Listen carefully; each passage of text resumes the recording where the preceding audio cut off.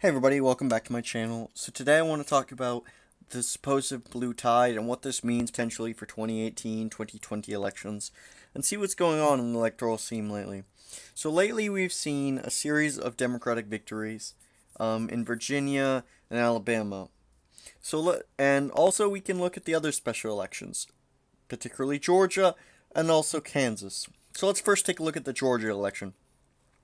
So in Georgia, Karen Handel did slightly bit better than Donald Trump versus Joan Ossoff, who didn't even really live in the district.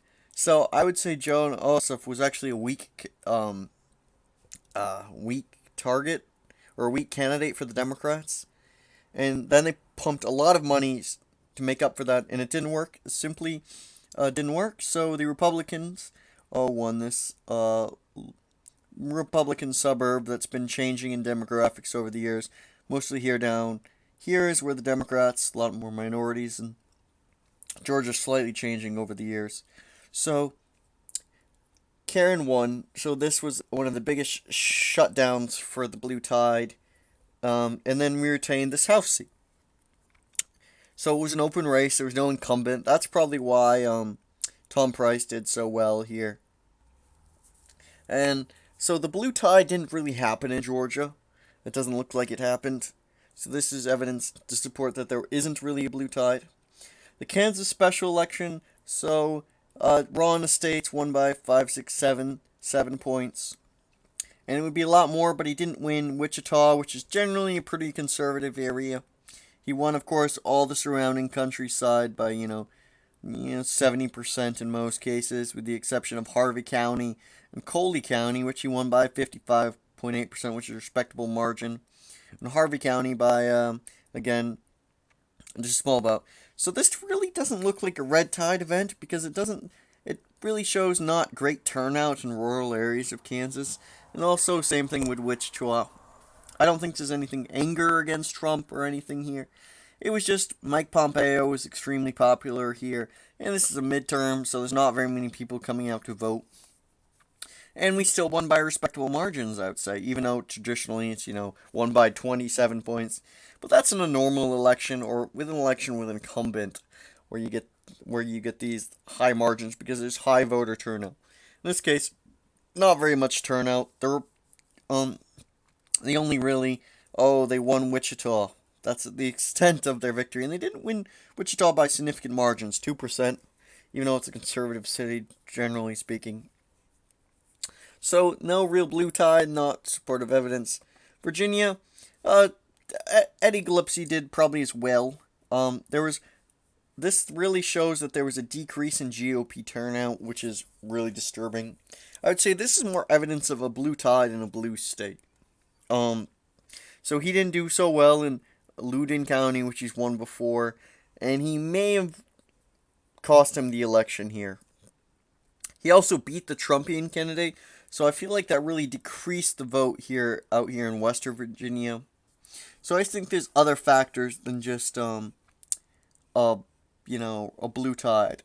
First of all, Virginia has been trending more blue since 2004. I believe the last time the GOP really won Virginia single. So it is really changing demographics here.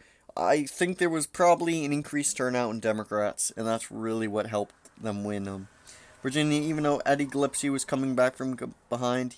I think he did better than it was expected.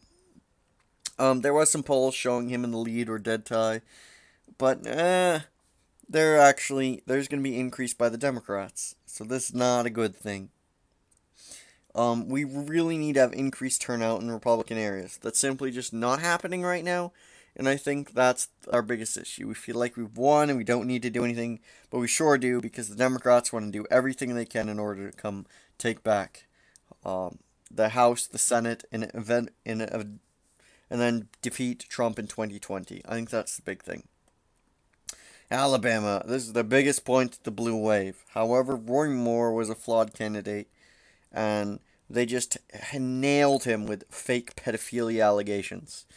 It was really artificial why the Democrats won. A great PR campaign against him. It was dirty, and that's why he lost. He should have fought fire with fire, and I think him not campaigning the last week may have had an issue. I don't know what he could have really done. Republicans stayed home, and that's the biggest issue. We can combat the blue wave if we can get out there and vote, and that's what needs to happen in 2018. We have party fatigue right now. We need to get stuff done, and we need to prove to the voters that the Republican Party can still get stuff done with the majority. That's the problem. We need to stop this so-called blue wave, and we have the voters to do it. They just need to get out and vote. That's the thing. So if you guys live in, if you're over 18 and you can vote, vote, please. We need to really save the Republican Party from its own destruction here. The Democrats are utilizing Trump's unpopularity and getting their people out to vote. That's what we need to stop, guys. Thank you guys for listening today. If you guys have any suggestions for future content, I'd love to know. Please like, comment, subscribe. The more views I get, the more I want to make more videos.